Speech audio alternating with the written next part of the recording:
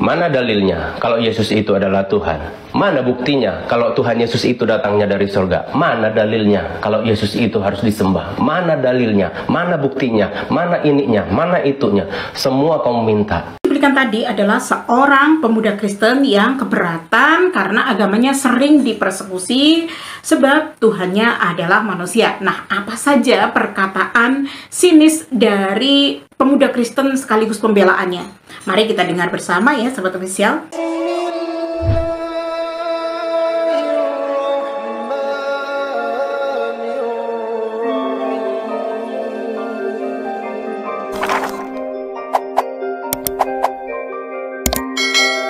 Assalamualaikum warahmatullahi wabarakatuh, Sahabat Official dimanapun berada.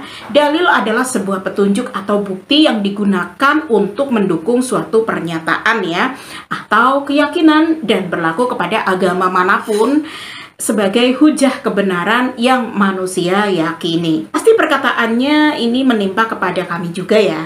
Mari kita saksikan video selengkapnya. Mana dalilnya kalau Yesus itu adalah Tuhan? Mana buktinya kalau Tuhan Yesus itu datangnya dari surga? Mana dalilnya kalau Yesus itu harus disembah? Mana dalilnya? Mana buktinya? Mana ininya? Mana itunya? Semua kamu minta. Giliran dikasih dalil dan buktinya sama kamu, apakah kamu percaya? Enggak juga. Kamu tetap sama pendirianmu, kamu tetap sama kedegilan hatimu. Mau 1000 bukti, 1000 dalil pun diberikan sama kamu, kamu tetaplah tidak akan percaya. Karena tujuan kamu bukan untuk mengetahui, tapi tujuan kamu hanya untuk mencari-cari kesalahan yang tidak akan pernah kamu temukan.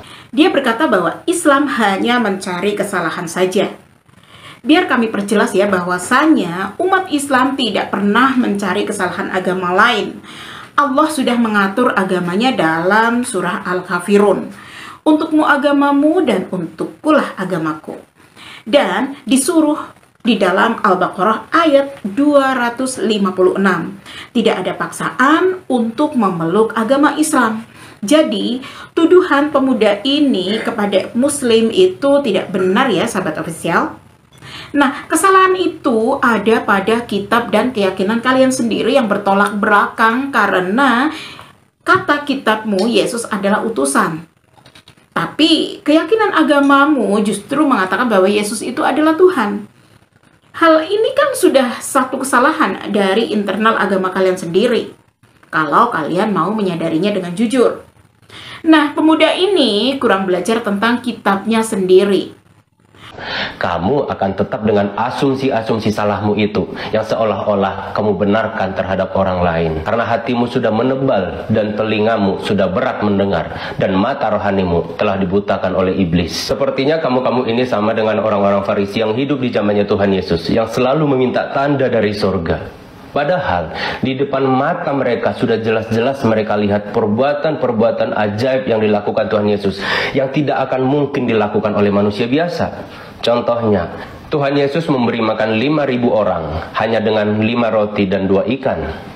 Tuhan Yesus memberi makan 4.000 orang hanya dengan 7 roti dan beberapa ikan. Tuhan Yesus berjalan di atas air. Tuhan Yesus mencelikkan mata orang buta. Tuhan Yesus membuat orang lumpuh bisa berjalan. Tuhan Yesus mentahirkan penyakit orang kusta. Tuhan Yesus mengusir roh-roh jahat. Tuhan Yesus menyembuhkan berbagai penyakit. Tuhan Yesus membangkitkan orang mati. Bahkan Tuhan Yesus sendiri bangkit dari antara orang mati. Manusia mana yang bisa melakukan itu? Nabi mana yang bisa melakukan itu kalau bukan Tuhan Yesus? Paulus punya mukjizat bisa mengangkat manusia jadi Tuhan. Komentar kami di sini tidak ingin menyalahkan atau membantah perkataannya. Hanya saja jika kamu baca Kisah Para Rasul pasal 2 ayat 22, hai orang-orang Kristen, dengarlah perkataan ini ya. Yang aku maksudkan ialah Yesus dari Nazaret, seorang yang telah ditentukan Allah dan yang dinyatakan kepadamu dengan kekuatan-kekuatan dan mukjizat-mukjizat serta tanda-tanda yang dilakukan oleh Allah.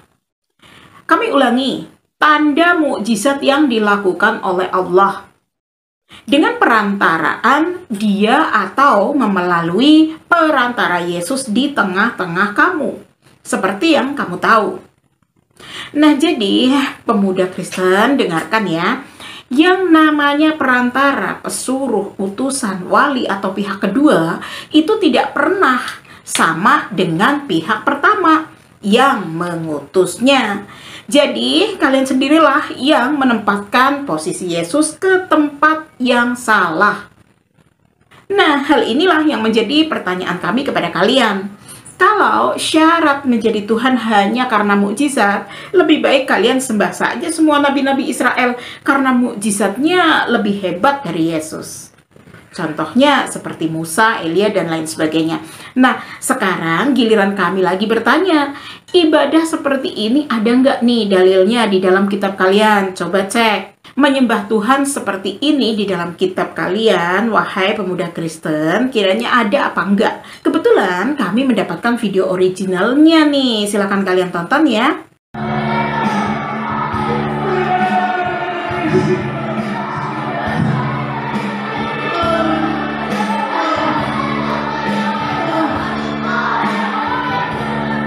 Ibadah di gereja atau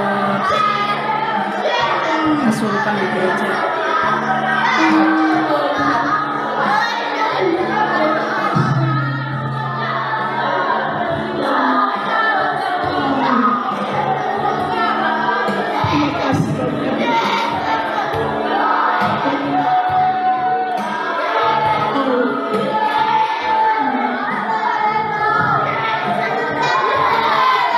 Nah, coba kalian carikan, adakah dalil ibadah semacam ini? Jadi, kami tidak pernah menyalahkan. Justru ibadah kalian tidak memiliki tuntunan dari kitab kalian sendiri, bahkan dari Yesus sendiri.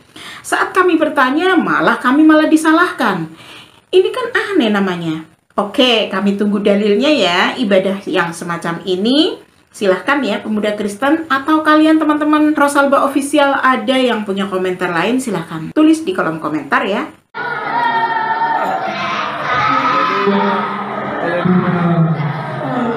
Haleluya. Bebaskan Roh Kudus menambah kita. Izinkan Anda ditambah oleh Roh Kudus. Dia mau melakukan sesuatu yang besar dalam hidupmu. Kayak cacing Dia mau melakukan perkara-perkara yang besar dalam hidupmu.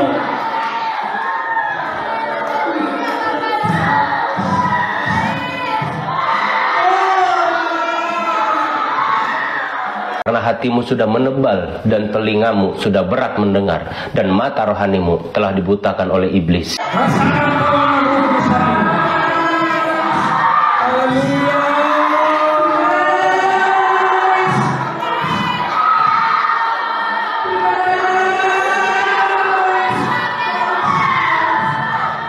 Nikmati kuasa Roh Kudus. Haleluya. Nikmati kuasa Tuhan.